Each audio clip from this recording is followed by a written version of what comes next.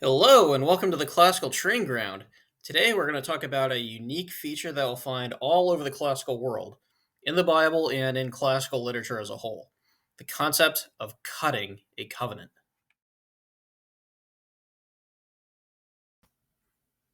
So, to cut a covenant literally means to initiate a covenant, and it means that quite literally, you're actually cutting something in order to initiate a covenant or an oath-bound agreement.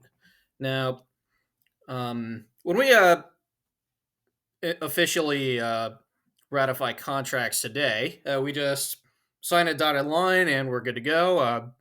Though we might not often take that oath that we've taken with our signature that seriously. For example, how often do we hear an oath till death do us part, and yet people often don't wait till death before they part? But in the ancient world, with literally cutting a covenant, oaths are actually very serious, and you're actually swearing by life or death. Here's what I mean. So, we have two people here that want to make an agreement. They will take some animals, and then they will literally cut these animals in half. That's what we mean by cutting a covenant. They're literally killing animals and cutting them in half to form a very bloody aisle in the middle. And these two individuals will stand on both ends of this bloody aisle. And as they make their oath, each side will walk down this bloody aisle and they will make an oath swearing by their gods or by their god that if they don't uphold their end of the agreement, then death will be on them just as it was on these animals. May whatever happened to these animals be done to whoever breaks their oath. So here we see quite vividly and graphically how seriously oath taking was in the ancient world. That's what we mean by cutting a covenant. Now, let's see a couple examples, one in the Bible and one outside, where we see this phenomenon at play. All right, so for anyone not familiar with the story of the Iliad or the Trojan War, it all starts, even before the story of the Iliad itself, with the Trojan prince Paris who goes to Greece and kidnaps the Spartan queen Helen for himself. Now, her husband Menelaus and the rest of the Greeks are obviously not happy with this. So, what do? They gather all their armies together and they sail to Troy to try to win back Helen. So, this results in 10 years of fighting. And you can imagine after 9 years of that fighting, with massive casualties on both sides are going to be pretty tired. Greeks want to go home. The Trojans just want to have a safe and peaceful city again. So they make an agreement that instead of having all these men fight and die in order to settle this dispute, the two men themselves, Paris and Menelaus, will just duke it out amongst themselves and end it right there. So before they agree to fight, they agree to form a covenant in order to settle this agreement and hold both sides accountable. So I'm going to read us from book 3, verses 256 to 258. We are to swear to a solemn covenant of peace, or literally, cutting, friendship, and faithful oaths, whereby we others shall dwell here in Troy, while the Achaeans return to Argos and to the land of the Achaeans. So here we see them cutting faithful oaths or cutting a covenant.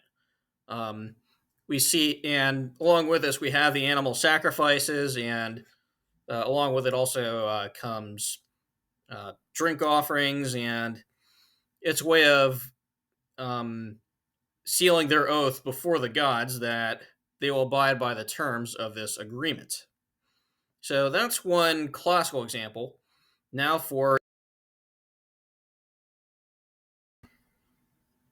All right, so as we talk about this example in Genesis of cutting a covenant, let's think about that Hebrew term for cut a covenant, which is karat barit.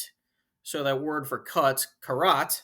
So you can think of karat, karate, karate chop, cutting a covenant. So Nice little way to remember that for you. So in Genesis 15, God appears to Abram, later known as Abraham, and he swears to him an oath saying that Abraham will have a successor from his own lineage, so a biological descendant who will inherit Abraham.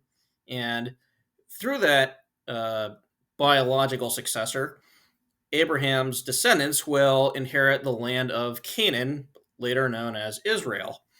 So, in order to seal that oath, when Abraham is not entirely sure, God cuts a covenant with Abram. So, what's actually unique here, as I said before, both sides will walk down a bloody aisle. So, God has Abraham cut the pieces as would be more customary, and in this case, he puts Abram to sleep, and then when Abram wakes up, he sees the smoking pot moving down the aisle. So God put Abram to sleep so that only God would be the one moving down the aisle and sealing himself to that oath. So what it means is that if God upholds his end of the covenant, then everything's fine. If God doesn't uphold his end, which isn't going to happen, then God himself will pay the price. And if Abraham doesn't uphold that covenant, then still God will be the only one paying the price. So this is a way of saying that the terms of the covenant fall entirely on God to fulfill it.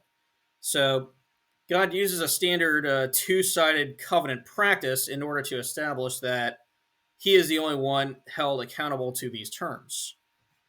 Now, contrast that with Exodus. So God made his covenant with Abram or Abraham. Now we have the nation of Israel, whom Moses has led out of Egypt in the Exodus, and they go to Mount Sinai to establish the law. And if you go to Exodus 24, verse 8, here, Exodus 24, 8 reads, "And Moses took the blood, and he sprinkled it on the people, and he said, Behold the blood of the covenant which the Lord has cut with you on account of all these words." So that's after the people have said to Moses, "All that you have spoken, we will do." So God has cut this actually two-way covenant between himself and Israel. So now, in this covenant, unlike the one with Abraham, the Israelites and God are both responsible for their ends of the covenant.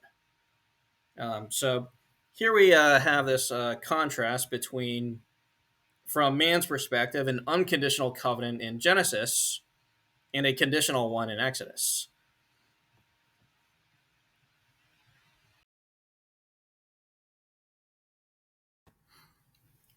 So, what have we learned today? We've learned one, a unique practice in the ancient world, which showed just how seriously a covenant was in the ancient world. Uh, it was a covenant of life and death, and it was sealed by the gods or God. Now, this is why the theologian O. Palmer Robertson referred to a covenant as a bond in blood, literally life and death. Very different from how we see contracts and agreements taken today. And through that, we saw how it works both in the classical world, in the Greco Roman world, and also in the Bible. So I hope you learned something cool today. And if you remembered nothing else, remember karate chop, karat barit, kare covenant. All right. I'll see you next time here on the Classical Training Ground. Goodbye for now. Please like and subscribe. If you'd like to become a student with the Classical Training Ground, click the link below in the description and enter the details.